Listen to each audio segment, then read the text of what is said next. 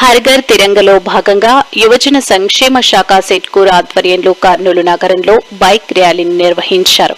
Collector కార్యాలయం నుంచి medical కళాశాల, రాజ్విహార్ సర్కిల్, కిడ్స్ వరల్డ్ మీదుగా పాత బస్టాండ్లోని కొండారెడ్డి బురుజు వరకు సాగిన బైక్ ర్యాలీని ఎంపీ బస్తిపాటి నాగరాజు జెండా ఊపి ప్రారంభించారు. అనంతరం ఆయన ర్యాలీలో పాల్గొన్నారు. ఈ సందర్భంగా ఎంపీ నాగరాజు స్వాతంత్ర్య దినోత్సవాన్ని పురస్కరించుకుని ప్రతి ఒక్కరూ తమ ఇళ్లపై జాతీయ జెండాలను ఎగురవేయాలని పిలుపునిచ్చారు. త్రివర్ణ పతాకం తమ ఇళ్లపై ఎగరవేయడం ద్వారా ప్రతి ఒక్కరిలో జాతీయ భావం పెంపొందుతుందన్నారు.